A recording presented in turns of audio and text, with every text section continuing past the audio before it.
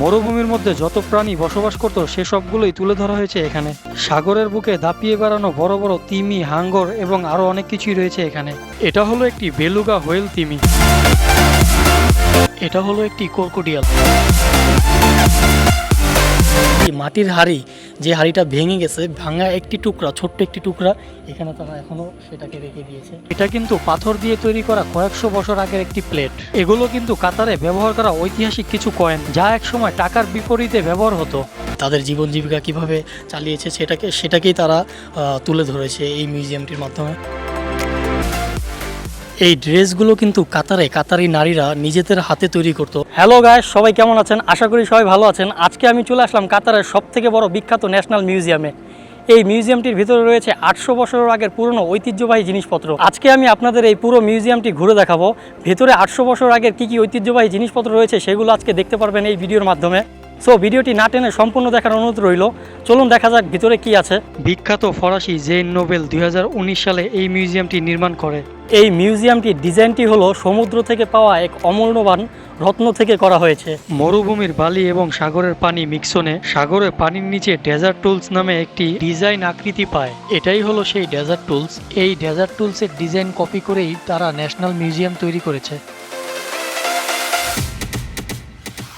কাতারের এই ন্যাশনাল মিউজিয়ামটি দোহার কর্নিশে অবস্থিত। কাতারের দোহায় মোশারেফ মেট্রো স্টেশন থেকে কাতার ন্যাশনাল মিউজিয়াম মেট্রো স্টেশনে চলে আসতে পারবেন।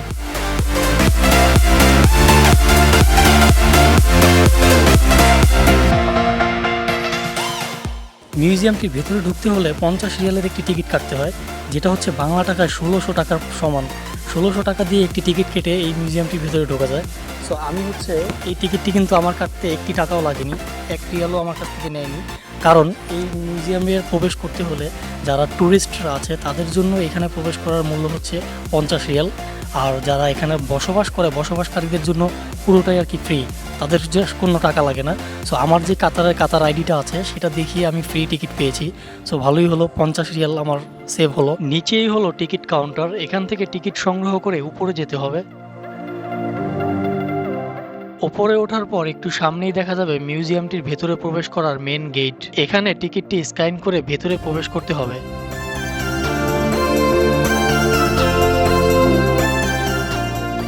টিকিটটি স্ক্যান করে আমি ভিতরে চলে আসলাম। ভিতরে আসার পরে শুরুতেই দেখা যাবে বিশাল বড় স্ক্রিনে দেখা যাবে মরুভূমিতে বসবাস করা এবং সাগরে পানির নিচে বসবাসকারী কিছু প্রাণীর বিবরণ।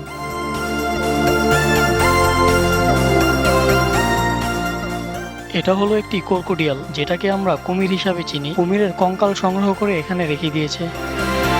এখানে আরো রয়েছে সাগরের তলদেশে থাকা বিভিন্ন আকারের জিনিসপত্র। এগুলো হলো সাগরে পানির নিচে মাটি ও বালি এবং পানির মিক্সনে তৈরি হওয়া কিছু ডেজার্ট।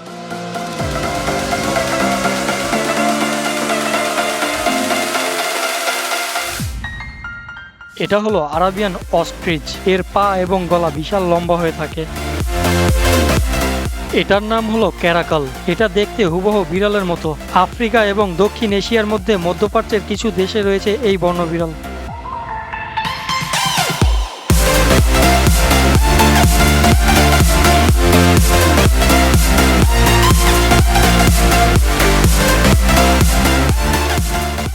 মরুভূমির মধ্যে যত প্রাণী বসবাস করত সেসবগুলোই তুলে ধরা হয়েছে এখানে। এখানে বিভিন্ন ধরনের পশুর ভাস্কর্য রয়েছে। কাতারের ন্যাশনাল অ্যানিমালস, ন্যাশনাল বার্ড এবং আরো অনেক কিছুই রয়েছে এখানে।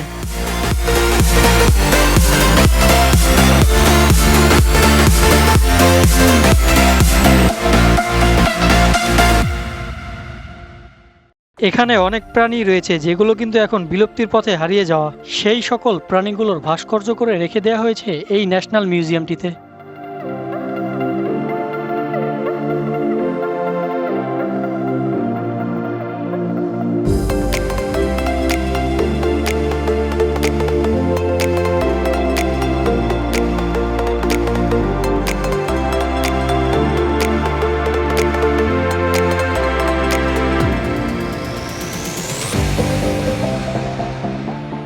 বাচ্চাদের বিনোদনের জন্য এখানে এলইডি স্ক্রিনে কিছু পশু পাখির বিবরণ তুলে ধরা হয়েছে।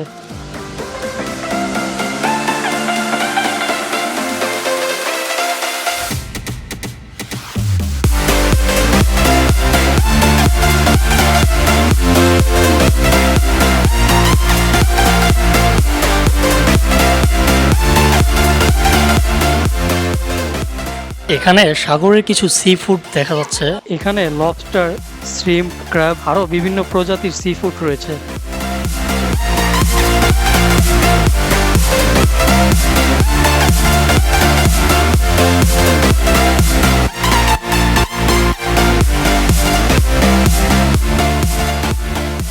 এগুলো হলো মরুভূমির কিছু ছোট ছোট পোকা। এখানে মাইক্রোস্কোপ দেয়া আছে, চাইলে এগুলো বড় করে দেখা যাবে।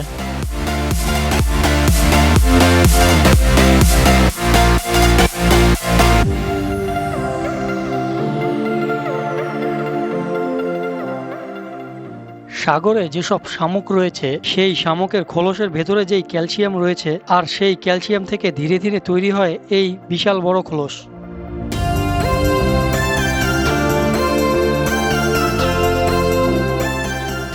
সাগরের বুকে দাপিয়ে বেড়ানো বড় বড় তিমি, হাঙ্গর এবং আরো অনেক কিছুই রয়েছে এখানে।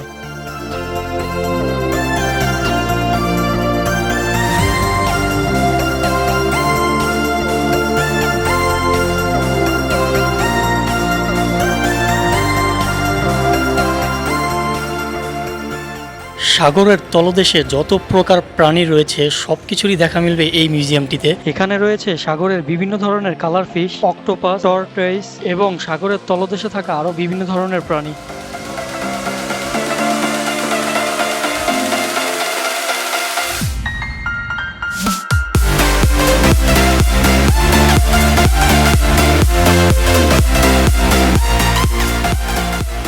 কাতারিরা একসময় এগুলো সাগর থেকে সংগ্রহ করে তাদের জীবিকা নির্বাহ করত। সাগর থেকে মাছ সংগ্রহ করাই ছিল তাদের একসময় মৌলিক পেশা।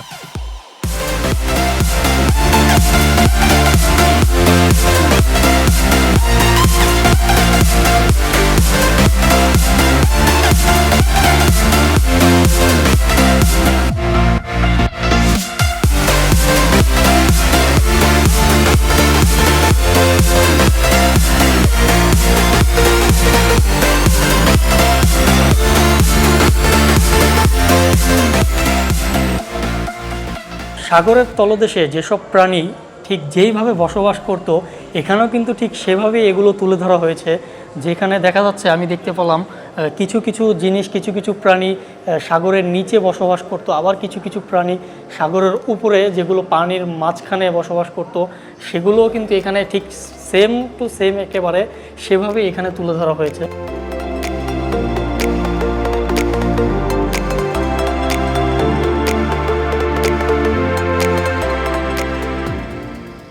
এটা হলো একটি ফিশ, এটার নাম হলো ব্লেভার জেলিফিশ। এগুলো অনেক কালারের হয়ে থাকে।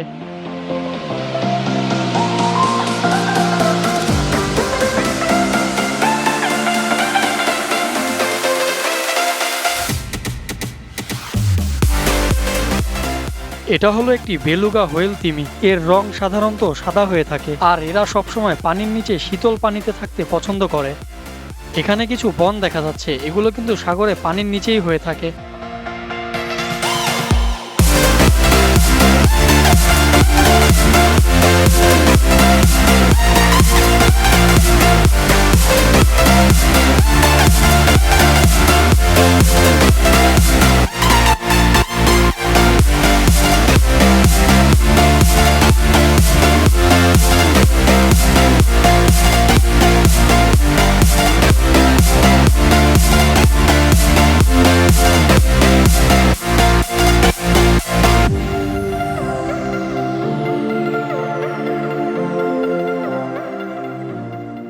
এখানেও রয়েছে সাগরে পানির নিচে থাকা অনেক ধরনের প্রাণী।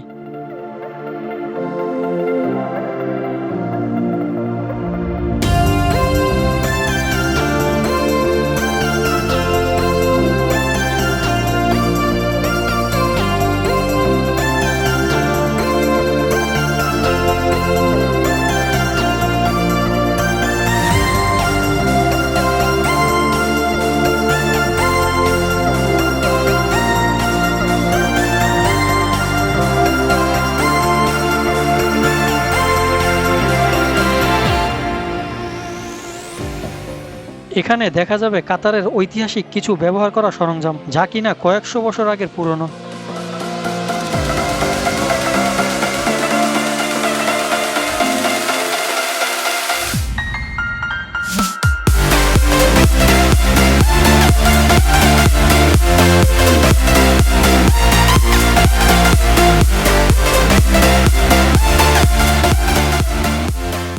এখানে কিন্তু আরও অনেক সরঞ্জাম রয়েছে যেগুলো কাতারিদের ইউজ করা, তাদের নিজস্ব হাতে ইউজ করা, যেগুলো কিন্তু অনেক অনেক যুগ আগের, 400 বছর, 500 বছর, 800 বছরও আগের পুরনো জিনিসপত্র এখানে রয়েছে, যেগুলো এখানে দেখা যাচ্ছে মাটি দিয়ে এবং বালি দিয়ে তৈরি করা কিন্তু এসব জিনিসপত্র। এগুলো কিন্তু আপনারা দেখুন, এগুলো তারা নিজের হাতে তৈরি করেছে। এখানে কিন্তু একটি হাড়ির টুকরো দেখা যাচ্ছে। এই হাড়ির টুকরোটা কিন্তু আমরা আমাদের বাংলাদেশে কিন্তু এগুলো আমরা রাস্তায় ফেলে দিলেও এগুলো নিয়ে যাওয়ার কোনো মানুষ থাকে না, আর সেগুলো তারা একটি মিউজিয়ামে, কাতারের বিখ্যাত ন্যাশনাল মিউজিয়ামে এই জিনিসটাকে তারা এখানে রেখে দিয়েছে, মানে মানুষকে দেখানোর জন্য যে তারা এগুলো আগে ব্যবহার করতো, এগুলো তারা ইউজ করতো।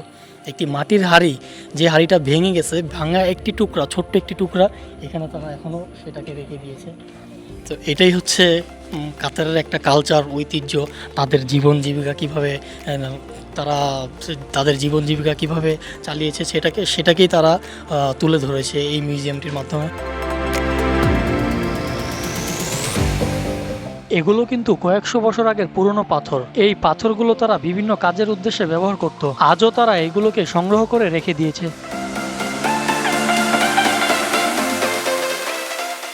পাথর দিয়ে তারা পাথরটাকে ধারালো বানাচ্ছে, ধারালো অস্ত্রের মতো বানিয়ে সেটা দিয়ে তারা পশু এবং বিভিন্ন সবজি এবং অনেক কিছু তারা কাটার জন্য ব্যবহার করে থাকতো। এখানে কিন্তু সেইগুলো উল্লেখ করে দেওয়া হয়েছে, দেখুন।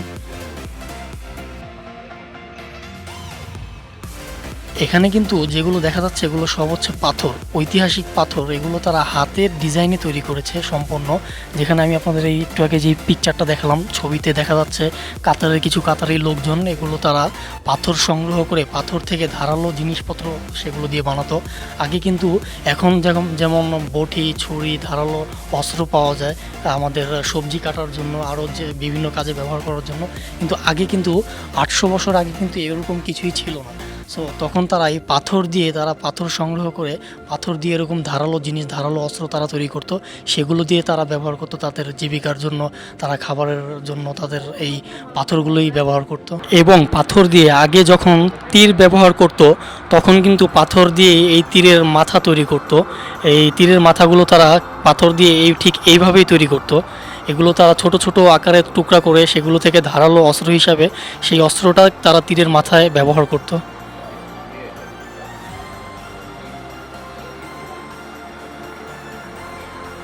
এই যে ছোট ছোট টুকরা দেখতে পাচ্ছেন, এই টুকরাগুলি তারা তীরের মাথা হিসাবে, ধারালো অস্ত্র হিসাবে ব্যবহার করত।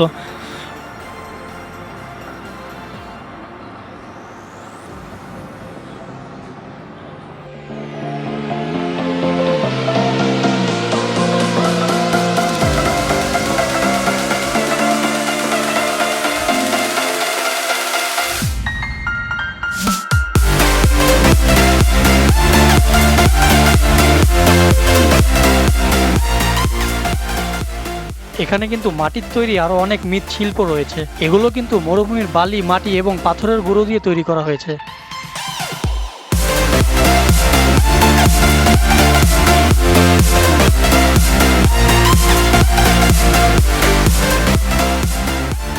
এটা কিন্তু পাথর দিয়ে তৈরি করা কয়েকশো বছর আগের একটি প্লেট।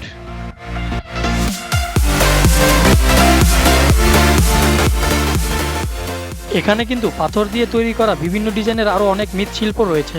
এগুলো কিন্তু কাতারে ব্যবহার করা ঐতিহাসিক কিছু কয়েন, যা একসময় টাকার বিপরীতে ব্যবহার হতো।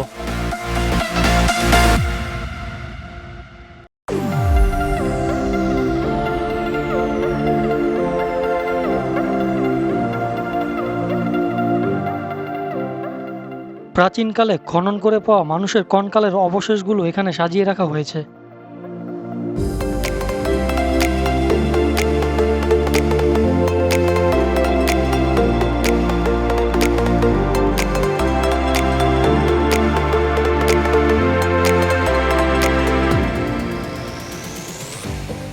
আটশো বছর আগে সাগরে মাছ ধরার জন্য যেসব নৌকা ব্যবহার করা হতো সেই সব নৌকার সরঞ্জাম রয়েছে এখানে।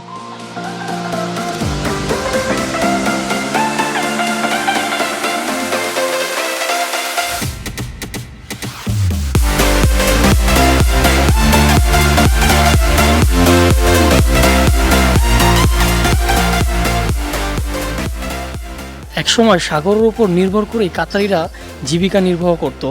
এখন কিন্তু কাতারে তেলের খনিজ পাওয়ায় কাতার কিন্তু এশিয়ার মধ্যে সবথেকে ধনীদের রাষ্ট্র হয়ে উঠেছে। কিন্তু আগে তেল যখন ছিল না তখন কিন্তু কাতারে সাগর থেকে মাছ সংগ্রহ করে এবং সাগর থেকে ঐতিহ্যবাহী বিখ্যাত কিছু জিনিস, ঐতিহাসিক জিনিস সংগ্রহ করে এগুলো তারা দেশে বিদেশে বিক্রি করতো। এগুলো তারা বিভিন্ন জায়গায় নিয়ে যেত এবং মাছ ধরে তারা মাছ বিক্রি করে তাদের জীবিকা নির্বাহ করত। আর সেগুলো কিন্তু এই মিউজিয়ামটির ভিতরে সবথেকে বেশি তুলে ধরা হয়েছে। এখানে আপনি দেখতে পারবেন সাগরের যত জিনিসপত্র আছে এগুলোই সবথেকে বেশি এই জায়গাটিতে দেখা যাবে। সাগর থেকে মাছ সংগ্রহ করে মাছ রাখার জন্য কিন্তু এসব জিনিস ব্যবহার করত এবং সাগর থেকে মাছ সংগ্রহ করার জন্য যেসব জিনিসের দরকার পড়তো সেগুলোও কিন্তু এখানে রয়েছে।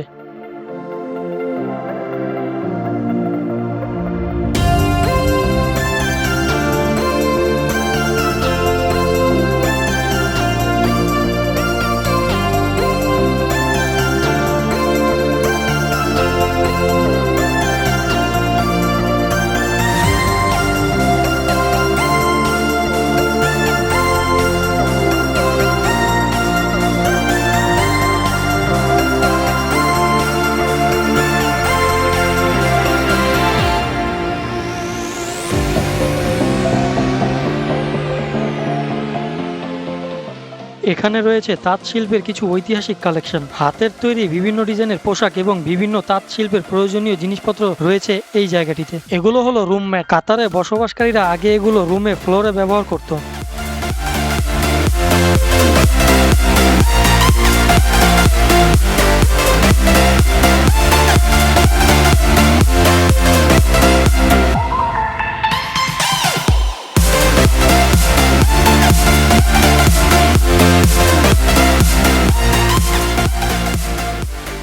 এই ড্রেসগুলো কিন্তু কাতারি নারীরা নিজেদের হাতে তৈরি করতো। তারাও কিন্তু বসে থাকতো না, তারাও কিন্তু এই হাতে তৈরি ডিজাইনের ড্রেস আরও বিভিন্ন ধরনের অনেক হস্তশিল্প এগুলো তৈরি করতো।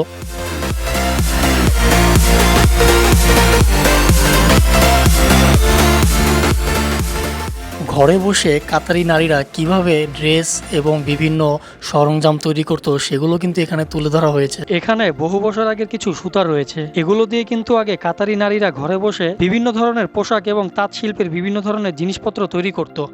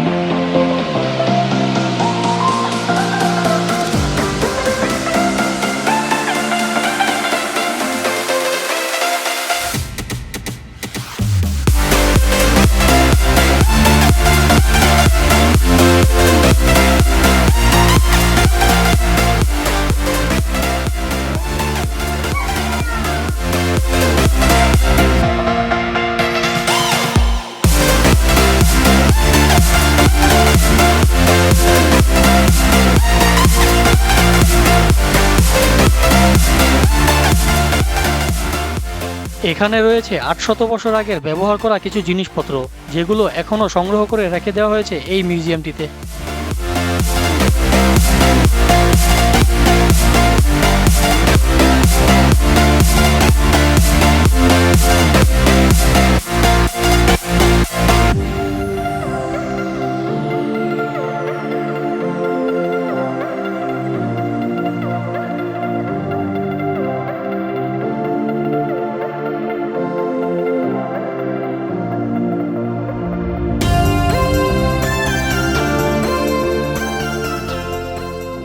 মিউজিয়ামটি কিন্তু অনেক বড়, আমি কিন্তু আপনাদের পুরো জায়গাটি ঘুরে দেখাতে পারিনি। মিউজিয়ামের পুরো জায়গা হচ্ছে অফ করা, অর্ধেক সাইড চালু করা ছিল, আমি সেই অর্ধেকটা আপনাদের দেখিয়েছি। আর অর্ধেক সাইড হচ্ছে কাজের জন্য এখনও বন্ধ করা আছে। আমার পেছনে যেটা দেখা যাচ্ছে ওইটাও কিন্তু মিউজিয়ামের একটি অংশ, ওই জায়গাটা অফ করা। আর আমি এতক্ষণ এই জায়গায় ছিলাম, এইখানে এই জায়গাটা হচ্ছে চালু করা, ওইখানে এখন কাজ চলছে, এই জন্য আমি ওটা আপনাদের দেখাতে পারিনি, বন্ধ করে রাখা হয়েছে। ভিডিওটি এতক্ষণ দেখার জন্য সবাইকে জানাই অসংখ্য ধন্যবাদ। ভিডিওটি ভালো লাগলে লাইক করুন, শেয়ার করুন, আমার চ্যানেলটি সাবস্ক্রাইব করুন। দেখা হবে পরবর্তীতে এরকম কোনো ভিডিও নিয়ে। ভালো থাকবেন সবাই।